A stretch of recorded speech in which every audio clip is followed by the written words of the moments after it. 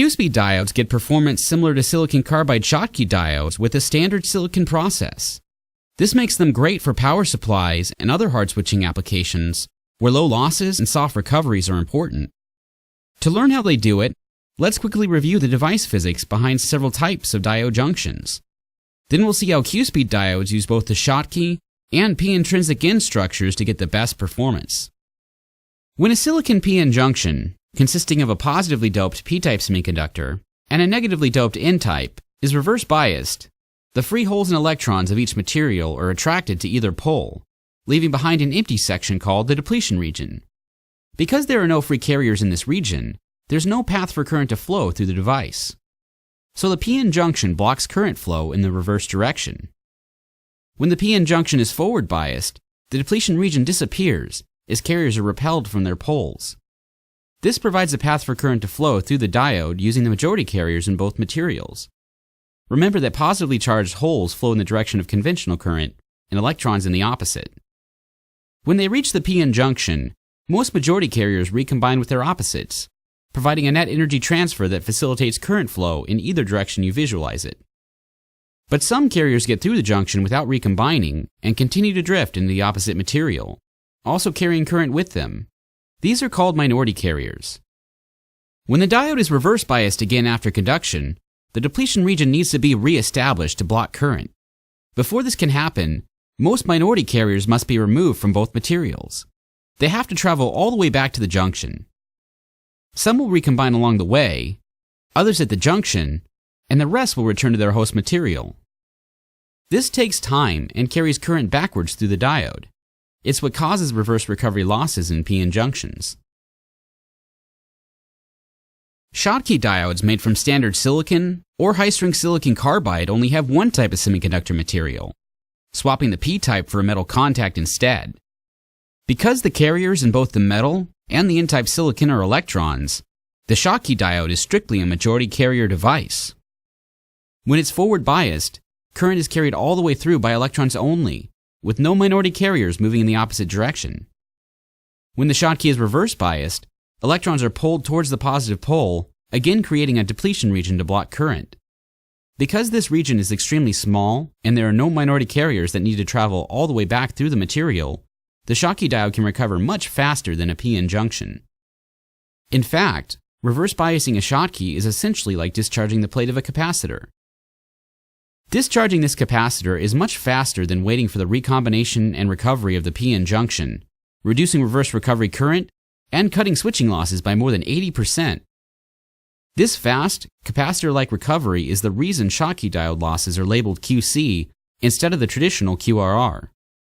And with sub-100 nanosecond recovery times, Schottky diodes often allow designers to more than double switching frequency, significantly increasing power density in their designs.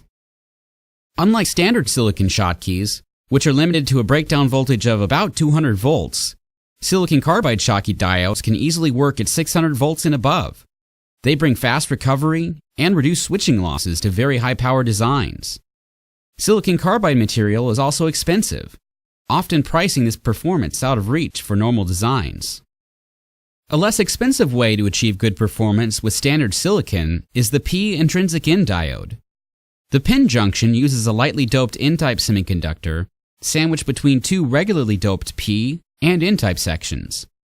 This drift region significantly increases the breakdown voltage of the device. It's also typically injected with platinum ions or other materials that act as recombination centers to help reduce minority carrier lifetime. When the diode is forward biased, the voltage drives carriers to diffuse through the intrinsic material and carry current through the junction.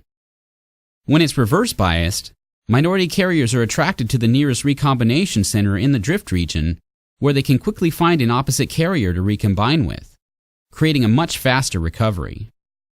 This allows PIN diodes, commonly referred to as ultrafast diodes, to have much lower reverse recovery losses than a standard p-n junction. But the larger junction thickness brought by the intrinsic material requires a much higher forward voltage to drive the same amount of current, causing increased conduction losses and lower efficiency. Qspeed diodes solve this problem using three-dimensional mechanical features called P-wells, offset by Schottky contacts, to get the best of both pin and Schottky junctions in the same device. Using specialized masks and vertical doping techniques, tubular trenches of P-type material are injected into the N- material. The conduits to these trenches are surrounded by a non-conductive insulator so that carriers can only flow through the surface area boundary of the trenches themselves.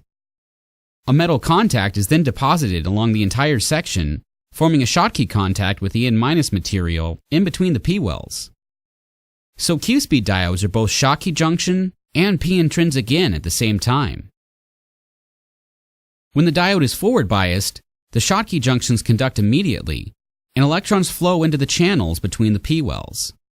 As the diode conducts more and more current, the voltage in the channels begins to increase, until it becomes so large the P-wells start to inject holes as well. These holes recombine with the electrons at the channel entrances, directing all carriers through the P-wells. When the diode is reverse biased, it enjoys both the fast reverse recovery of the Schottky sections and low minority carrier injection losses from the pin effect, providing an extremely fast, low-loss recovery.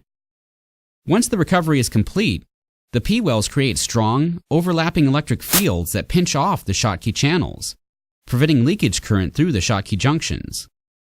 This allows Qspeed diodes to withstand a reverse voltage of up to 600 volts, while standard silicon Schottkys usually break down at only 200 volts. Variations in the length of the Schottky channels lead to different P-well conduction voltages, allowing design trade-offs between lower conduction losses and softer, more efficient recoveries. This leads to our entire Qspeed family, with diodes customized for every application, like the softest Q series, lowest conduction loss X series, and lowest switching loss H series. Their innovative construction helps Qspeed diodes eliminate more than 80% of switching losses seen in ultrafast diodes, while maintaining excellent softness to reduce EMI noise. That's performance similar to silicon carbide Schottkys in a standard silicon process. For more information on Qspeed low-loss, high-voltage silicon diodes, visit the Power Integrations website at www.powerint.com/Qspeed.